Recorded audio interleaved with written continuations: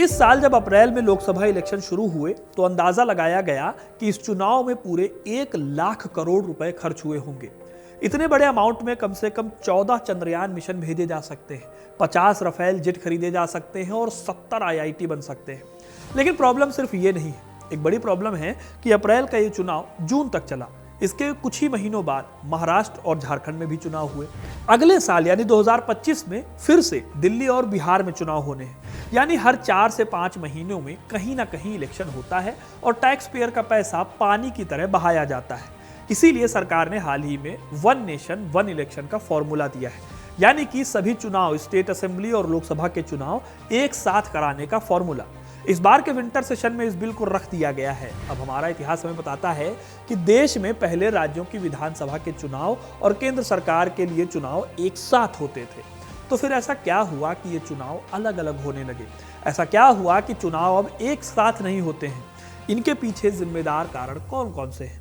तो वीडियो को इन तक जरूर देखिएगा, क्योंकि आज हम इन्हीं सबके बारे में बात करेंगे। क्योंकि मैं कहता हूं, अपना इतिहास नहीं जानोगे तो खुद को कैसे पहचानोगे।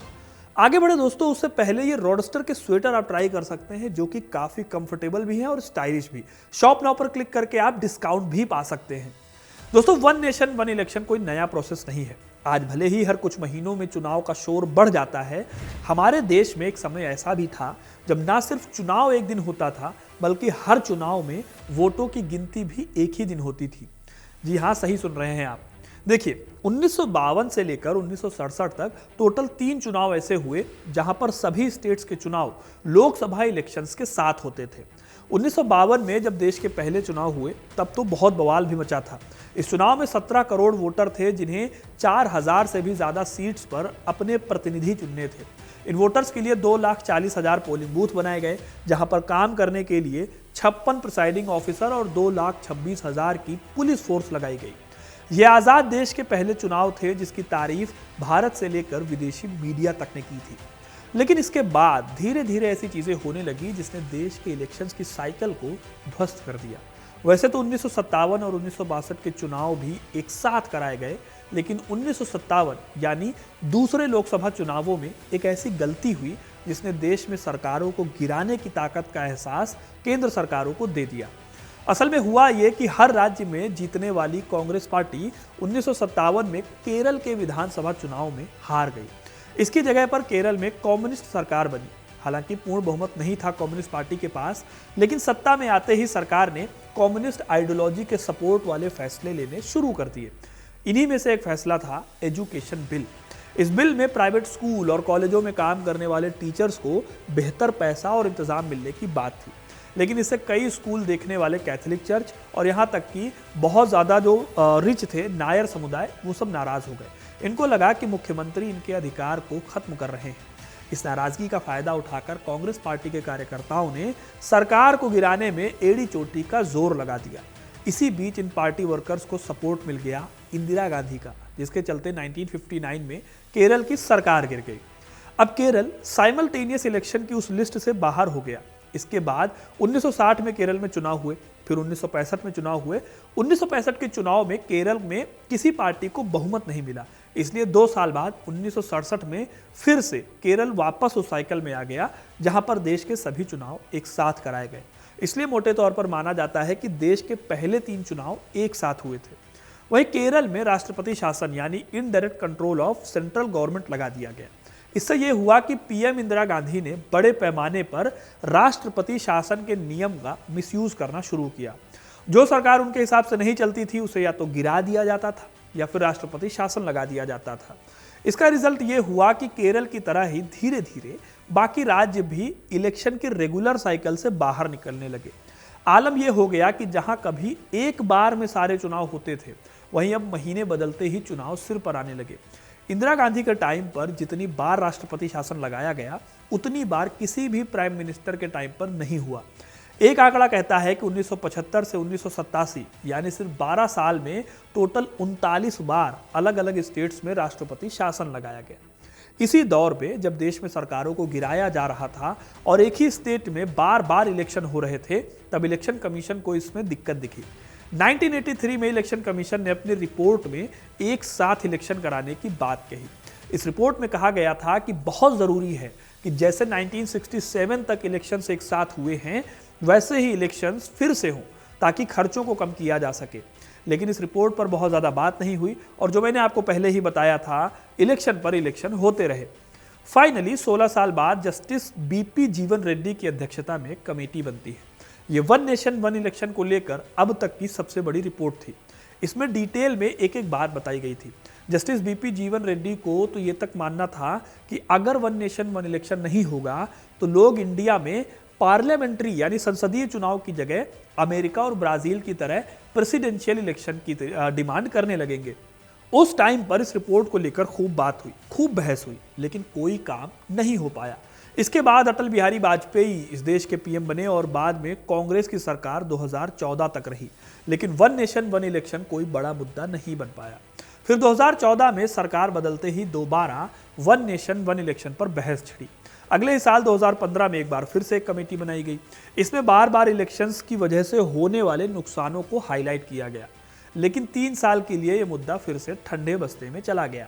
2018 में फिर एक कमेटी बनी जिसने यह हाईलाइट किया कि जो हमारा मौजूदा कॉन्स्टिट्यूशन या संविधान है उस फ्रेमवर्क में वन नेशन वन इलेक्शन करा पाना पॉसिबल नहीं है।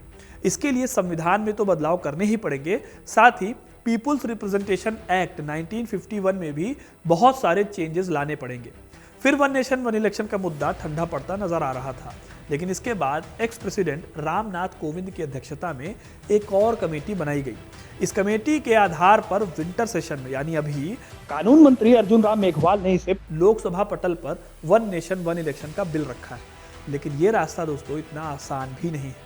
वन नेशन वन इलेक्शन को लागू करने के लिए कॉन्स्टिट्यूशन में बड़े लेवल पर चेंज करना पड़ेगा। टोटल 6 से 7 अमेंडमेंट हैं जिनके बाद ही इस पॉलिसी को लागू किया जा सकता है। इन चेंजेस के लिए सारे स्टेट से परमिशन की जरूरत होगी। सबसे बड़ी बात है कि इलेक्शन की साइकिल अपने यहाँ इतनी उलझ चुकी है कि इसे ठीक करने के लिए हर पार्टी की एक्सेप्टेंस यानी रजामंदी चाहिए होगी, क्योंकि हर बड़ी पार्टी कहीं ना कहीं किसी न किसी स्टेट में अपनी सरकार बनाए बैठी है।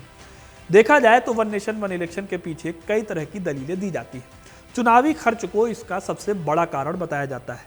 जैसा कि मैंने शुरुआत में बताया था, ऐसे दावे किए जाते हैं कि देश में एक साथ चुनाव कराने से विकास कार्यों में तेजी आएगी और सरकारी कर्मचारियों को बार बार इलेक्शन ड्यूटी से भी छुटकारा मिलेगा। लेकिन इसके अलावा कुछ ऐसे लोग भी हैं जो इस बिल का विरोध कर रहे हैं। अब देखिए, जितने भी लोग इसका विरोध कर रहे हैं उनका कहना है, वो एग्जाम्पल देते हैं। मान लीजिए कल को कोई स्टेट असेंबली 5 साल से पहले भंग हो जाती है, सपोज अविश्वास प्रस्ताव के थ्रू सरकार गिर जाती है, तो ऐसी सिचुएशन में क्या किया जाएगा? क्या जो सरकार नई बनेगी वो सिर्फ बचे हुए टाइम के लिए ही काम करेगी या फिर सरकार को गिराया ही नहीं जा सकता? एग्जाम्पल के लिए अभी हाल ही में 2025 में जो चुनाव होंगे दिल्ली और बिहार की विधानसभा के, उसमें क्या होगा? क्या उनकी सरकार 2029 में ही खत्म करके एक साथ चुनाव कराए जाएंगे? इसी तरह से जिन राज्यों के चुनाव आते जाएंगे, क्या उन्हें पहले ही खंडित करके एक साथ चुनाव कराए जाएंगे? पूर्व चुनाव आयुक्त वाईएस कुरैशी इसमें एक कदम आगे जाकर ये भी कहते हैं कि जब सिर्फ राज्य विधानसभा और लोकसभा के चुनाव एक साथ कराए जाएंगे तो इसे हम वन नेशन वन इलेक्शन कैसे माने, क्योंकि इसके सिर्फ 100 दिन बाद पंचायत चुनाव कराए जाएंगे जो कि एकदम ही फ्रेश इलेक्शन होंगे। इन सबके साथ दूसरा मुद्दा ये भी है, विपक्ष का ये कहना है कि एक साथ इलेक्शन कराने से एक लीडर का इम्पैक्ट बहुत ज़्यादा बढ़ सकता है और कल्ट पॉलिटिक्स वाला हिसाब जो है वो बहुत ज़्यादा स्ट्रांग हो जाएगा। जैसे कि अपने टाइम पर इंदिरा गांधी या फिर अभी पीएम मोदी अपनी पॉपुलर इमेज से पूरे इलेक्शन का रुख मोड़ सकते हैं, या फिर लोकल मुद्दों की इंपॉर्टेंस जो है वो बहुत ज़्यादा नहीं रह जाएगी जितनी नेशनल मुद्दों की होगी, और लोकल लीडर्स बहुत कम अकाउंटेबिलिटी के साथ ही इलेक्शन को जीत लेंगे। Congress one nation one election का शुरू से विरोध कर रही है। उसका कहना है कि एक साथ चुनाव करवाने से संविधान के मूलभूत ढांचे में बड़ा बदलाव आएगा। ये संघीय ढांचे की गारंटी के विरुद्ध और संसदीय लोकतंत्र के खिलाफ होगा। इसके अलावा आम आदमी पार्टी सहित दूसरे कई ऐसी पार्टीज हैं जो इस चीज का विरोध कर रही हैं। अब इस आर्ग्यूमेंट के काउंटर आर्ग्यूमेंट में एक दूसरी बात कही जाती है। जब देश में एक साथ इलेक्शन होंगे तो किसी लीडर के पास इतना टाइम नहीं होगा कि वो हर जगह पर इक्वली फोकस कर पाए, यानी लोकल मुद्दों को एड्रेस करने के साथ साथ उन पर ध्यान देने में भी दिक्कत आएगी। वैसे आपको बताऊं तो सोचने वाली बात यह भी है कि वन नेशन वन इलेक्शन का मतलब ये नहीं है कि एक ही दिन में किसी पर्टिकुलर तारीख में सारे इलेक्शन हो जाएंगे। जाहिर है कि चुनाव कई फेजेस में होंगे और किसी लीडर के लिए तो ये और भी आसान हो जाएगा कि उसे बार बार एक ही पब्लिक को एक ही बात बोलने की जरूरत नहीं होगी। सोशल मीडिया जिस लेवल पर फैल रहा है उससे एक स्टेट की कवरेज का इम्पैक्ट दूसरे स्टेट में भी देखने को मिल सकता है। ये कोई बहुत बड़ी बात नहीं है। इस तरह से देखा जाए तो ये वो चैलेंजेस हैं और वो तर्क हैं जो देश में एक साथ इलेक्शन कराने के पक्ष और विपक्ष में दिए जा रहे हैं। अब आप अपनी राय में बताइए कि क्या देश में एक साथ इलेक्शन होने चाहिए? अगर हाँ तो क्यों, वो भी आप हमें कमेंट करके बता सकते हैं, और नहीं की भी वजह आप बता सकते हैं।